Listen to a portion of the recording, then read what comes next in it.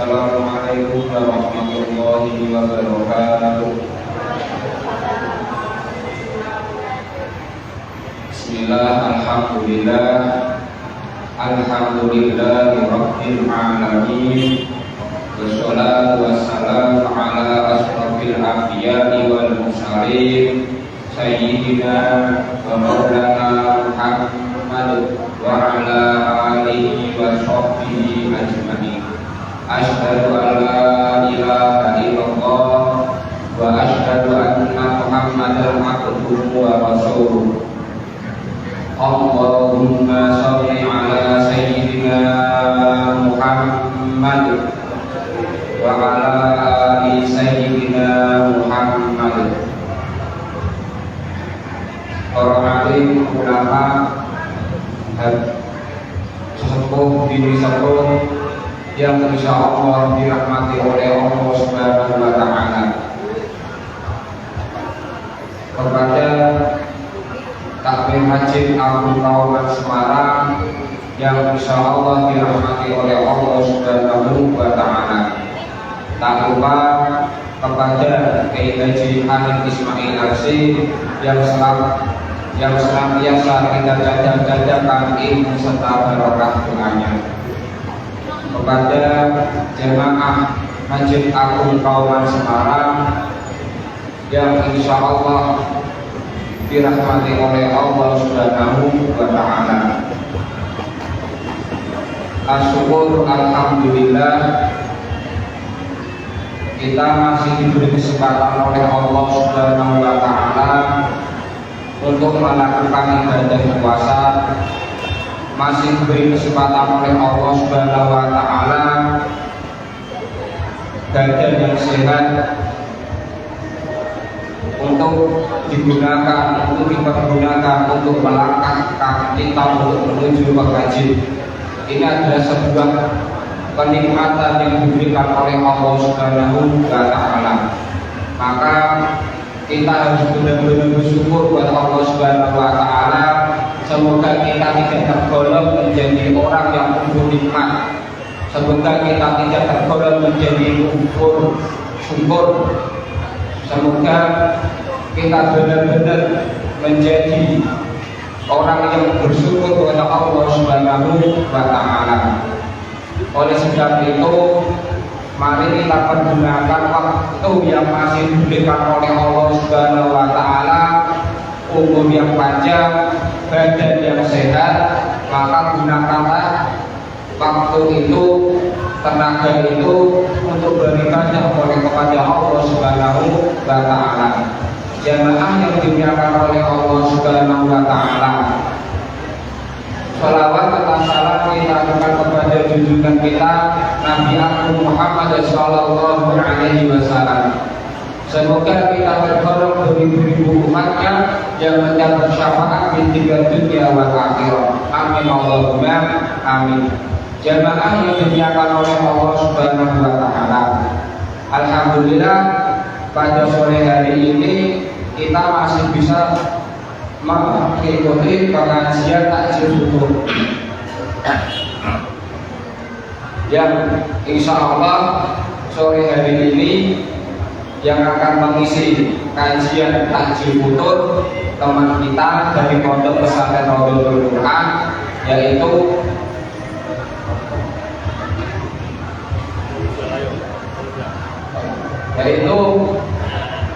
Mbak Arini Mas Sadar.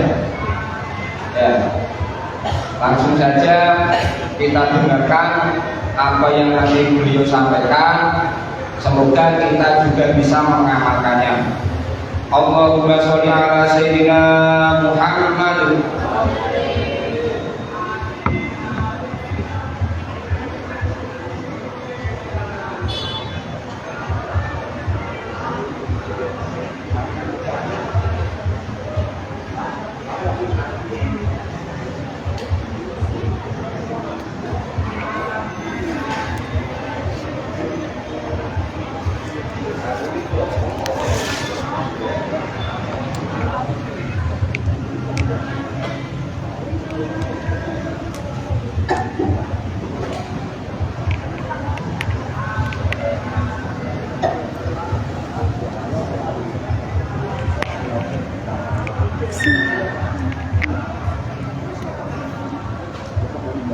Bismillahirrahmanirrahim.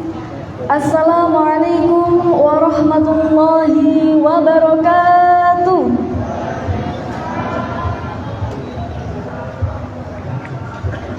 Dua tiga kata melompat ke atas pagar dengan selamat.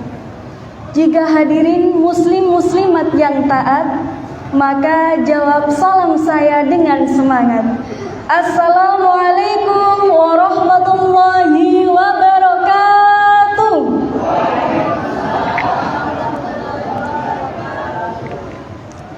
Insya Allah semuanya calon ahli syurga. Alhamdulillahirabbil alamin. Wassalatu wassalamu ala asrafil anbiya'i wal mursalin wa ala alihi wa sahbihi ajma'in, amma ba'd. Yang saya hormati Ketua Takmir Masjid Agung Semarang beserta jajaran pengurus Masjid Agung Semarang. Yang saya hormati sesepuh dene sepuh, para alim ulama, para ustadz, para hadirin yang insya Allah dirahmati Allah, dan tak lupa pula kepada para santri, para santriah, dan para santriwan PPRQ, MMQ, PPTQ yang saya banggakan. Kedua kalinya salawat dan salam kita sanjungkan kepada Nabi besar kita, Nabi Muhammad. Nabi Muhammad.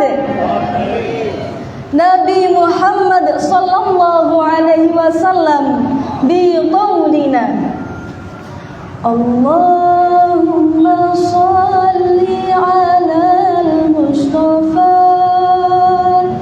Habibna Muhammad alaihi salam.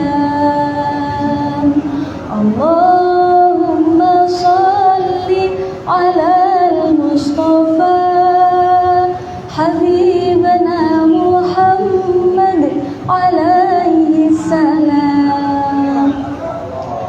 Anta nurullahi fajran jita badal usri surat Rabbuna alaka qadran ya imam al-anbiya'i anta fil wujdani hayyun anta lil ainaini dayyun anta indal hawdi riyun anta hadin wa safiyun ya habibi ya Muhammad ya Nabi salam alaika ya Rasul salam alaika ya Habib salam alaika salawatullah alaika. Semoga dengan sholawat tadi kita diakui sebagai umatnya yang nanti kelak bersama di surganya Allah subhanahu wa ta'ala. Amin ya rabbal alamin. Saya Arini Masada, hamba dhaif dan fakir ilmu. Izinkan saya berbicara, bercerita dan membaca di dalam buku saya, yang dimana di sini saya akan menyampaikan tentang sederhana dan bahagia. Sederhana bukan berarti tidak punya apa-apa. Siapa bilang sederhana tidak mampu mengundang bahagia? Siapa bilang bahagia karena harta yang berlimpah tiada habisnya? Justru bahagia, justru sederhana, bentuk dari zuhudnya dunia, menyampingkan perkara dunia dan mendahulukan akhirat yang selamanya. Lalu Siapakah kedua kesederhanaan yang mampu kita contoh di dalam kehidupan kita sehari-hari? Ada yang tahu siapa? Baiklah, dialah pemilik hubban tabassamu khairan takallamu wajudu warhamu kama Muhammad tariqul zamu huwal muallimu sallu wa sallimu ala Muhammad, ikutilah jalannya, dialah guru, sholawat dan salam ke atas Muhammad. Allahumma sholli ala Sayyidina Muhammad. Rasulullah adalah contoh terbaik di dalam hidup kita. Lalu sederhana adalah antara tidak berlebihan dan tidak terlalu pelit. Dan hidup mencontoh Rasulullah Sallallahu Alaihi Wasallam adalah kunci dari hidup yang bahagia. Rasulullah Sallallahu Alaihi Wasallam adalah pribadi yang sangat sederhana. Bahkan ada yang menyampaikan bahwa beliau tidak punya lebih dari 2 potong gamis. Beliau tidak pernah mendahar-daharan yang di ayat dahulu. Juga selama hidupnya beliau tidak pernah kenyang oleh roti gandum. Tapi itu merupakan pilihan hidup Rasulullah Sallallahu Alaihi Wasallam.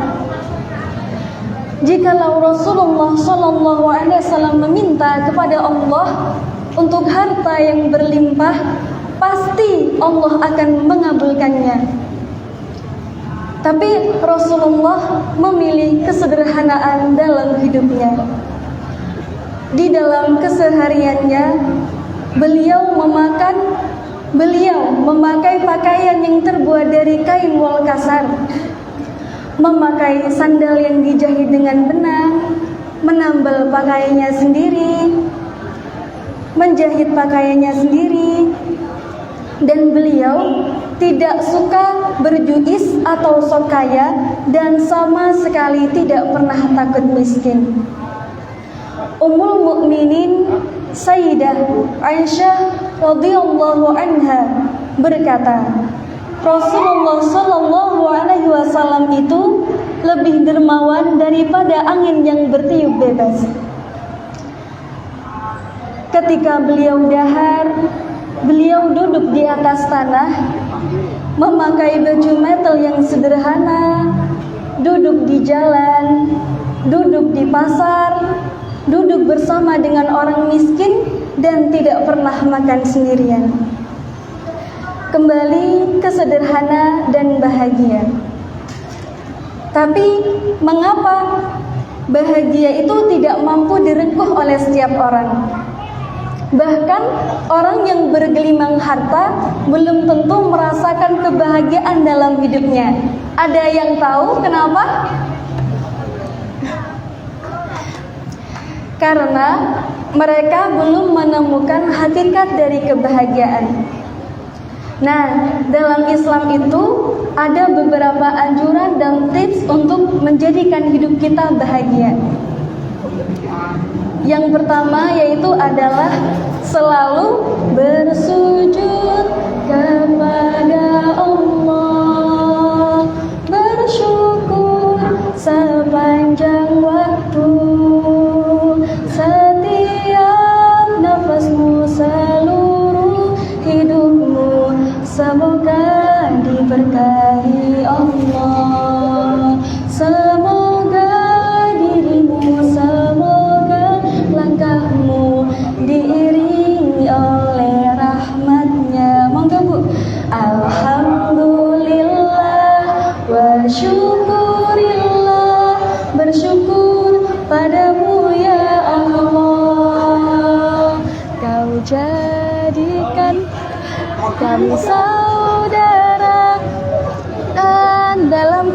bersamaan. Nah, yang pertama adalah selalu bersyukur kepada Allah Subhanahu wa Ta'ala. Di dalam Quran surat Ibrahim ayat 7 yang artinya, dan ingatlah juga takkanlah Tuhanmu memaklumkan, sesungguhnya jika kamu bersyukur pasti kami akan menambah nikmat kepadamu, dan jika kamu mengingkari nikmatku maka sesungguhnya azabku sangat pedih. Marilah kita bersyukur dengan yang sedikit, dengan yang banyak, dan merasa cukup dengan apa yang telah Allah berikan kepada kita. Selanjutnya yaitu selalu melihat ke bawah. Dapat kita lihat di sekitar kita banyak orang yang tidak beruntung seperti kita, yang masih bisa merasakan sejuk, tak kalah panas, merasakan hangat, tak kalah hujan, punya naungan yang tetap, bisa makan yang enak. Tapi bagaimana dengan yang di sekitar kita? Orang-orang yang tidak punya tempat tidur, orang yang tidak punya rumah, bahkan hanya mempunyai selembar kain untuk menutup tubuhnya. Nah, di situ kita harus bersyukur kalau yang namanya dunia, mengejar dunia itu tiada habisnya. Semakin dikejar, semakin ingin terus untuk menurutinya. Misalnya, udah punya sepeda, nengok orang yang punya motor, enak ya punya motor, beli motor. Enak ya punya mobil, beli mobil. Tapi nanti terus beli mobil, pengen yang merek ini, pengen yang merek itu. Gak akan ada habisnya. Dunia itu semakin dituruti akan terus meminta yang lebih dan lebih. Selanjutnya yaitu adalah sering bersedekah. Jikalau kita tidak mampu bersedekah dengan harta, mari kita bersedekah dengan kebahagiaan. Mari kita bersedekah dengan senyuman. Jangan menunggu tersenyum untuk bahagia, tapi tersenyumlah untuk membuat dirimu bahagia. Jadi soal bahagia atau tidak itu bagaimana kita mengatur hati kita. Kalau kita selalu berhusnuzon kepada Allah, selalu menganggap oh ini pilihan yang terbaik dari Allah, oh ini sesuatu yang sangat terbaik dari Allah, insya Allah hidup kita akan selalu bahagia. Amin. Selanjutnya yaitu bersikap ikhlas. Ada yang tahu apa itu ikhlas? Nah, ikhlas itu adalah apapun yang kita lakukan itu karena Allah. Setiap apa yang kita lakukan, ibadah atau mungkin yang lain, semua karena Allah. Tadi ikhlas ya, bukan ikhlas ya pakai hak. Jadi kalau kita beribadah kepada Allah semata-mata karena Allah, insya Allah ibadah kita terasa nikmat, bergaul kepada orang lain terasa bahagia, gak ada nyesek ataupun bagaimana. Karena apa? Karena yang kita lakukan itu semata-mata karena Allah. Jadi apapun tanggapan manusia, apapun tanggapan dari orang lain, kita tidak akan terlalu memikirkannya karena oh ya udah aku berusaha, aku melakukan ini karena Allah, biar Allah yang menilainya. Jadi insya Allah hakikat ikhlas itu adalah semua karena Allah. Selanjutnya adalah taubat. Tidak akan bahagia seseorang jika sebelum melakukan taubat. Ada yang tahu kenapa? Kok low respon nih, gimana ini? Baru puasa ke-9 loh. Masih ada berapa ya? 21 hari lagi menuju hari kemenangan. Baiklah, lanjut. Kenapa kita harus selalu bertaubat kepada Allah? Karena tidak akan nyaman hati seseorang, tidak akan nyaman hidup seseorang jika di dalam hidupnya itu bertumpuk dengan dosa. Jadi yang menyebabkan kita gelisah, galau, gegana, merana, semua itu karena dosa. Karena apa? Dosa itu menjadikan hidup kita sempit. hati kita itu terasa sempit. Jadinya tuh bukan karena kurang traveling, bukan karena kurang healing, tapi karena kita tuh kurang mendekatkan diri kepada Allah. Jadi mulai saat ini mari kita selalu dan senantiasa untuk bertaubat kepada Allah. Kita tidak boleh merasa, aku gak pernah ngelakuin dosa kok, aku gak pernah berbuat jelek kok. Gak mesti, mungkin kita tidak sengaja berkata ataupun berperilaku, meskipun kita tidak meniatkan untuk menyakiti hati orang lain, tapi ternyata apa yang kita niatkan, apa yang kita katakan, apa yang kita lakukan itu menyakiti hati orang lain.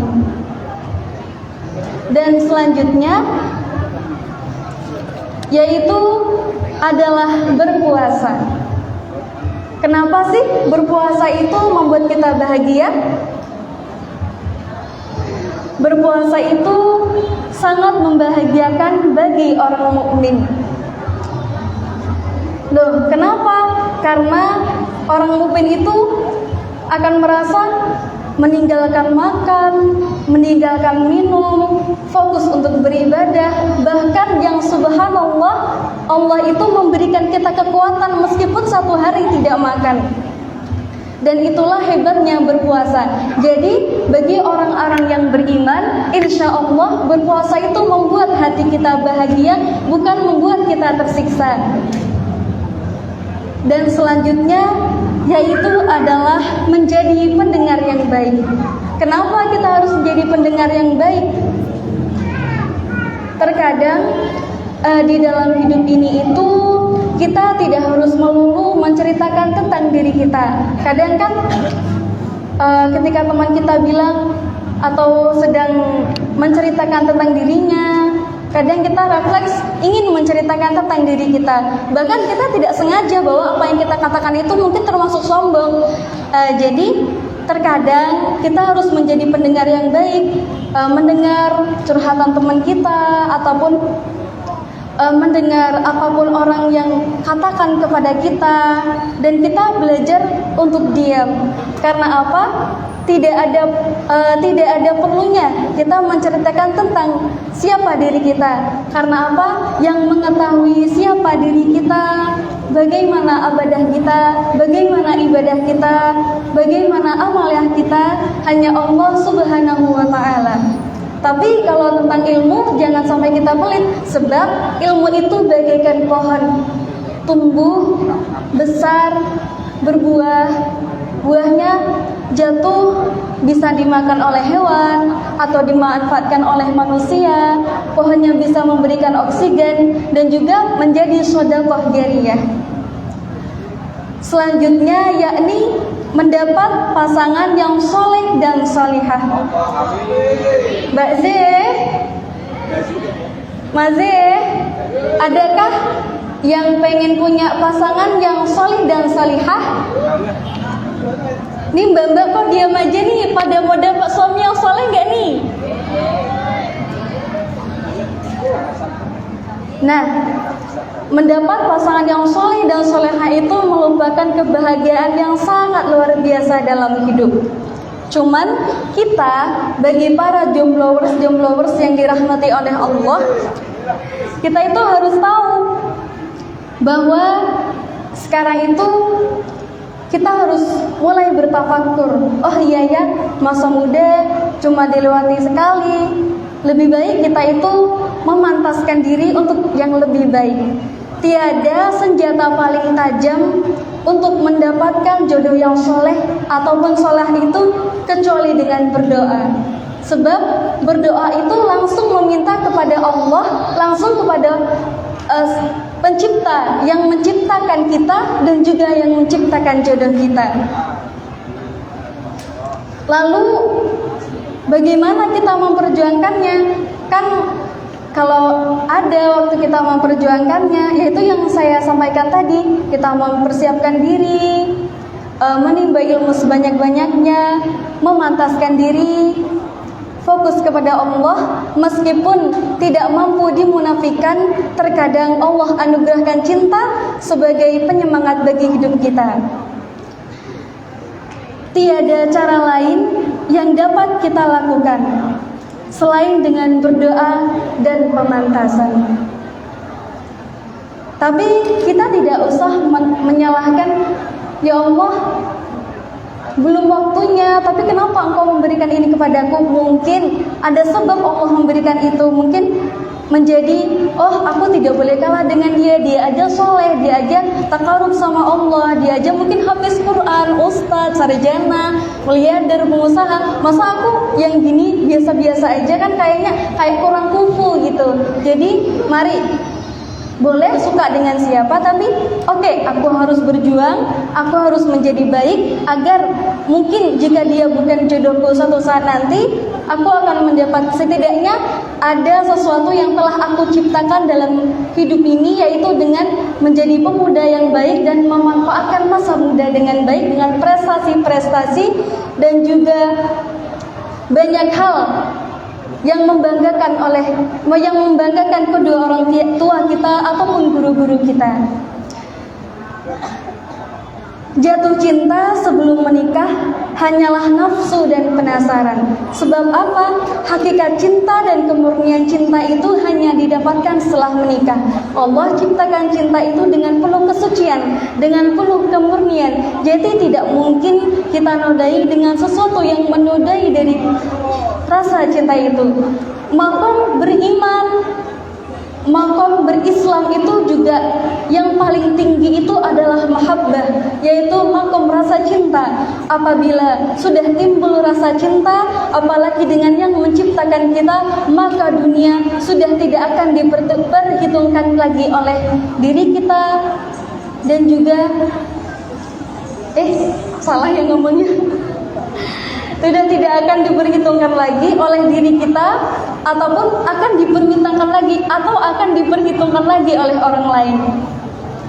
Bermakom mahabbah, bermakom rasa cinta, menikmati ibadah, menikmati setiap amal baik yang kita lakukan, insya Allah akan selalu membuat diri kita bahagia.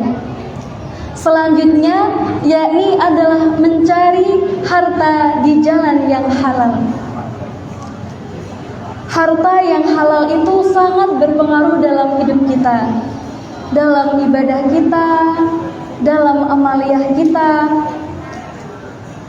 Misalnya, orang sangat serius dalam mencari ilmu, sangat serius dalam beribadah, tapi harta ataupun makanan yang dimasukkan dalam dirinya itu adalah makanan yang haram. Jadi darah dan dagingnya itu terbuat dari makanan yang haram.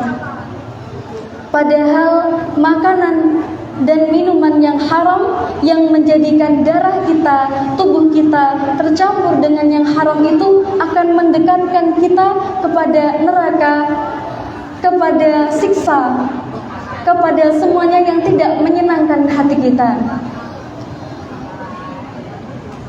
Harta yang halal menjadikan hidup penuh dengan berkah.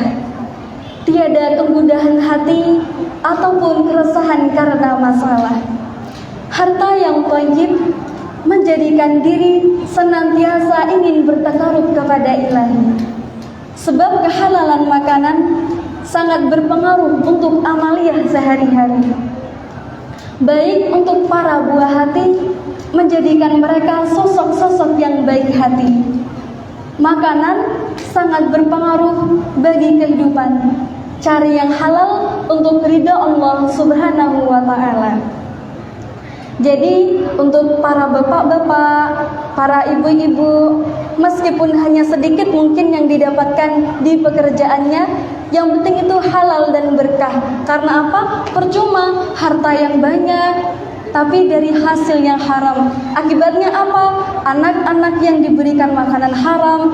Terus kadang para orang tua menyalahkan, kok anakku nakal, kok anakku nggak mau beribadah kepada Allah. Nah, mungkin kita harus mengintrospeksi diri kita bahwa mungkin yang kita berikan, halal haram yang kita berikan kepada mereka itu mungkin masuk yang haram kepada mereka. Jadi sebab haram itulah mungkin astagfirullah, menjadikan anak-anak itu tidak mampu bertakarub kepada Allah. masih ada 2 poin lagi, yaitu bergaul dengan orang yang solih. Mengapa kita harus bergaul dengan orang yang solih? Masyhur kisah bahwa orang yang berteman dengan penjual minyak wangi akan ikut bau wanginya. Tapi orang yang bergaul dengan pandai besi akan terkena dampaknya, yaitu bau asapnya. Mari kita mencari teman yang solih agar kita juga tertuntun menuju jalan Allah Subhanahu wa taala. Selanjutnya adalah menyayangi makhluk hidup lainnya. Kepada manusia, kepada saudara kita, kepada orang tua kita, bahkan kepada binatang ataupun ternak ataupun yang lainnya. Misalnya hewan, kita punya peliharaan, ya kita berikan hak kepada mereka, jangan siksa mereka dan memperlakukan mereka dengan yang baik. Karena waktu yang tidak memungkinkan, padahal saya masih punya ada 1 kisah lagi, tapi ya sudahlah, daripada terlambat, saya akan menyimpulkan sedikit tentang apa yang saya sampaikan tadi. Hidup yang sederhana merupakan hidup yang tepat adanya. Meskipun sebenarnya bergelimang dengan harta, bukankah semakin kaya, semakin banyak tuntutan hidupnya? Misal, kendaraan yang mahal, pajaknya mahal, makan di tempat yang mahal, makanannya juga mahal. Jadi, marilah kita senantiasa berbahagia dengan sederhana, agar hisab di yaumil akhir tidak berat adanya. Bersyukur kepada Allah, bersyukur dengan sederhana, dan insya Allah akan berikan kita kebahagiaan. Mungkin hanya ini yang mampu saya sampaikan. Mohon maaf atas kegagapan saya dalam berbicara, karena saya masih belajar adanya. Mohon maaf atas segala tutur kata dan perilaku yang sekiranya menyinggung para hadirin semua. Cukup dari saya, yang benar datangnya dari Allah Subhanahu wa taala, dan yang salah datang dari diri saya.